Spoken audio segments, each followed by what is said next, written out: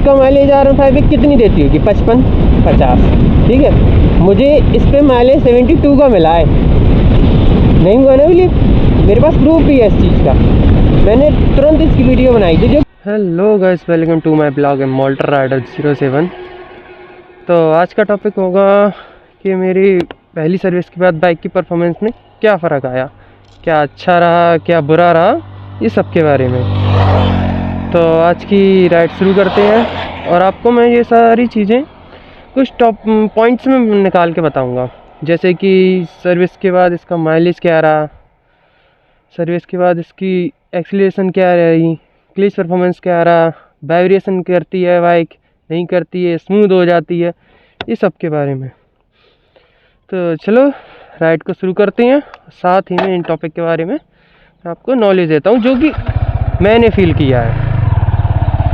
और सभी का अलग अलग रहता है, किसको कैसा रिजल्ट मिला, किसको कैसा मिला, मैं अपना बताऊंगा जो कि रियल होगा।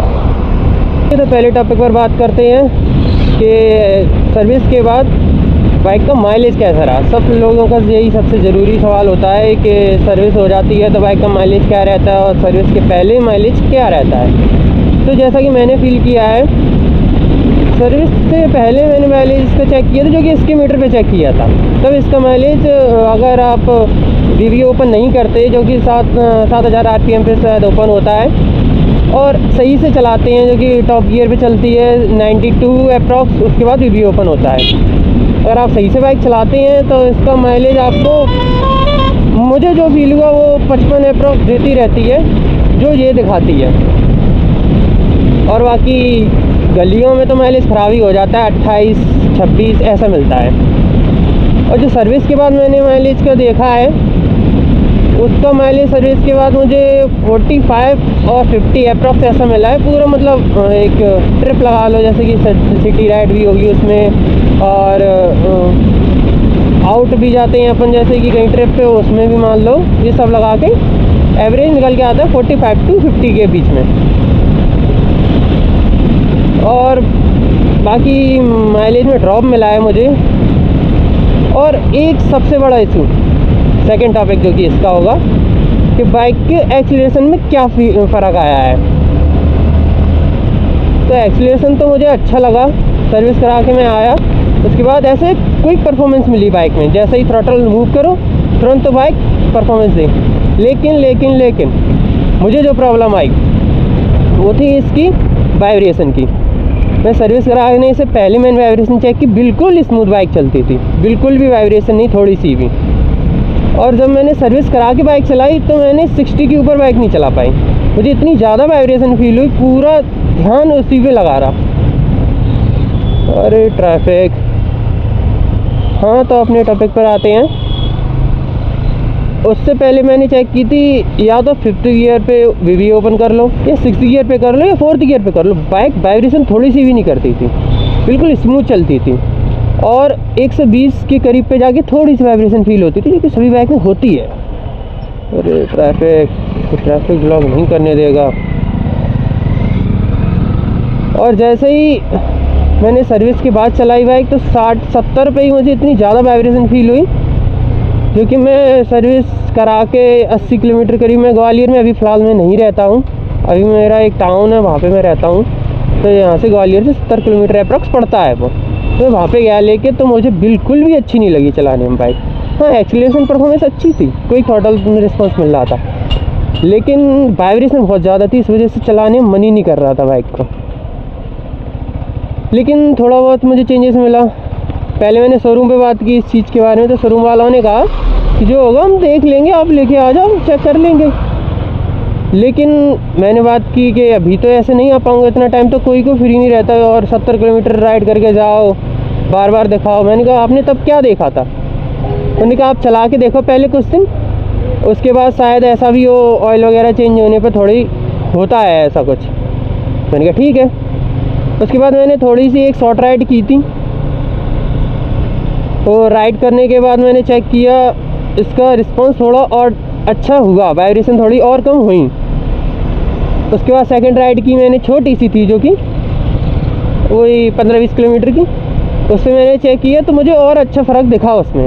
मतलब जैसे ही ऑयल डलवाते हैं अपन, उसके बाद थोड़ा चलाते हैं बाइक को, तो ऑयल मिक्स होने में या फिर गर्म होने में, जो भी कह लो, वो थोड़ा वाइब्रेशन करती है बाइक। या मेरे केस में तो ऐसा हुआ है, करती है नहीं करती वो मुझे पता नहीं, मेरे केस में ऐसा हुआ है। उसके बाद मैंने जैसे ही 100 किलोमीटर 150 किलोमीटर की राइड इसकी कंप्लीट की थी, उसके बाद से जो परफॉर्मेंस दी है बाइक ने भाई, वाइब्रेशन बिल्कुल ख़त्म और थ्रॉटल रिस्पॉन्स एकदम बढ़िया। ऐसे थोड़ा ही एक्सीलेटर मूव करो तुरंत बाइक भागती है। और सेकंड टॉपिक पर अपने मतलब नेक्स्ट टॉपिक पर अपने बात करते हैं, तो होता है क्लच रिस्पॉन्स। तो क्लच रिस्पॉन्स तो मुझे जो शोरूम से बाइक आई थी तब मैंने चेक किया था, स्मूथ वैसा था, और सर्विस होने के बाद ही मुझे ऐसा ही कुछ खास फ़र्क नहीं दिखा मुझे। मतलब पहले भी स्मूथ अच्छा था, अभी भी स्मूथ अच्छा है।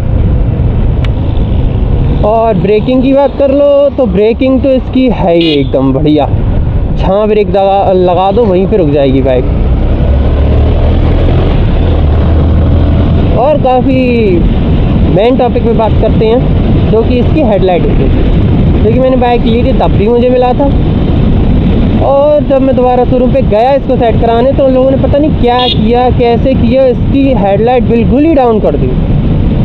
किसी ने मेरी पिछली वीडियो में देखा हो, मैंने रात में इसकी हेडलाइट के बारे में बताया था, क्योंकि हाई बीम पे भी बिल्कुल लो बीम का काम कर रही थी। तो अगर आपने नहीं देखी है तो आप जाके चेक करो कितनी डाउन लाइट हो गई थी। जबकि आप शोरूम पे जाते हैं, कोई ट्रस्ट लेके जाते हैं कि शोरूम पे काम सही होगा, लेकिन इन लोगों ने क्या काम करके दिया मुझे कुछ पता नहीं। मैं रात को 8 बजे वहाँ से निकला हूँ, और ये ट्रैफिक तो आपने इस रास्ते में देखा ही होगा, कितना ट्रैफिक मिलता है, गाय मिलती है, कहीं कुछ कहीं कुछ। आप मानोगे नहीं, मैं रात में आया हूँ बिल्कुल लो बीम पे चला के आया था, और जबकि स्लो लेके आया, मैं बाइक भी तेज़ नहीं चलाई, और रास्ते में गाय वगैरह एक जगह पे तो मुझे बिल्कुल ही नहीं दिखी। बिल्कुल पास जाके मैंने ब्रेक लगाई है, इसकी बाइक की ब्रेक अच्छी ना हो तो उस टाइम मेरा एक्सीडेंट हो जाए। ये करते हैं शोरूम वाले, इनको कोई मतलब नहीं कैसे चेक करना है, कोई काम कर रहे हैं, कैसा हुआ है उसके बारे में कुछ नहीं। इनसे कहा, इनने किया और दे दिया। मुझे पहले अच्छी लग रही थी, इससे अच्छी तो लाइट ऊपर पड़ रही थी, और इनको करवाने के बाद सही इनसे और डाउन कर दी इनने। अभी मैं जा रहा हूँ, ग्वालियर ही जा रहा हूँ, जाऊँगा शोरूम पे बात करूँगा। और हाँ, अपने टॉपिक पर आते हैं, देखते हैं वहीं पे करवाएंगे जो कुछ करवाएंगे। अपना एक ग्लिच मुझे दिखा, जो कि एक प्लस पॉइंट है मेरी वीडियो पे, जो आपको सभी किसी के भी ब्लॉग देख लो शायद वो चीज़ आपको ना मिले, लेकिन मुझे वो चीज़ फील हुई है तो मैं आपको बताता हूँ।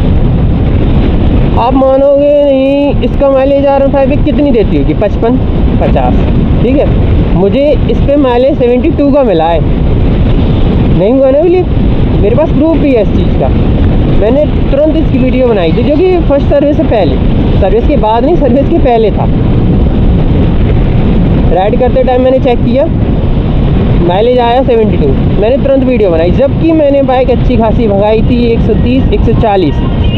वीडियो ओपन होता रहा बार बार, नॉर्मल भी चली बाइक, और जब इसका परफॉर्मेंस इतना अच्छा होता है तो इसका माइलेज ड्रॉप होता है। लेकिन इसका माइलेज 72, 68।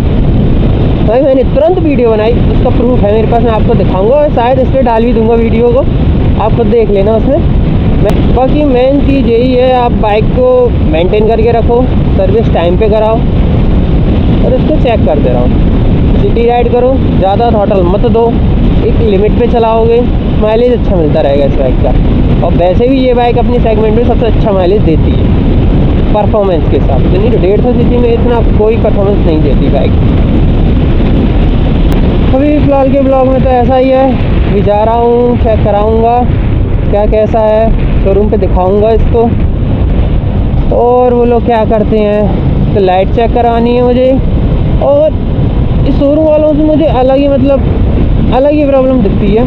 इन पे मैं गया, चेक कराई, लाइट सही नहीं थी। इन पे मैं गया, नंबर प्लेट लगवाई मैंने, नंबर प्लेट पे मतलब मुझे नहीं आइडिया था कि कवर लगा के पहले कवर लगाना होता है नंबर प्लेट का, फिर लगती है। काफ़ी लड़कों ने मेरे जो बाइक ली है उन लोगों ने, और भी R15 वगैरह, उन्होंने कहा था कि कवर लगा के दिया है। मुझे ये चीज़ नहीं मिली, मुझे कवर लगा के नहीं मिला। तभी मैं जाऊँगा, अपनी तरफ से मैंने कवर मंगाया है ऑनलाइन, वो लगवाऊँगा इसमें, फिर से इसको लगवाऊँगा। उससे क्या है, कवर से अलग ही लुक आता है बाइक का। बिना कवर के नंबर प्लेट पे देखने में इतनी अच्छी नहीं लगती, नंबर प्लेट का कवर लग जाए और ब्लैक बाइक हो तो और अच्छी लगती है। और काफ़ी लोगों का सवाल रहता है कि पहली सर्विस आपकी बाइक की कितने की पड़ी, यार पहली सर्विस कितने रुपए की पड़ती है, कितना कॉस्ट आता है, क्या क्या चेंज होता है। आगे मैं एक स्पेशल व्लॉग इसके लिए बनाऊंगा जिसमें मैं आपको मेन यही टॉपिक बिल्कुल डिटेल के साथ बताऊंगा। तो ये टॉपिक हुआ यहाँ पे ख़त्म। अगले टॉपिक पर मिलेंगे आपको नेक्स्ट व्लॉग में। टाटा बाय बाय और जय श्री राम।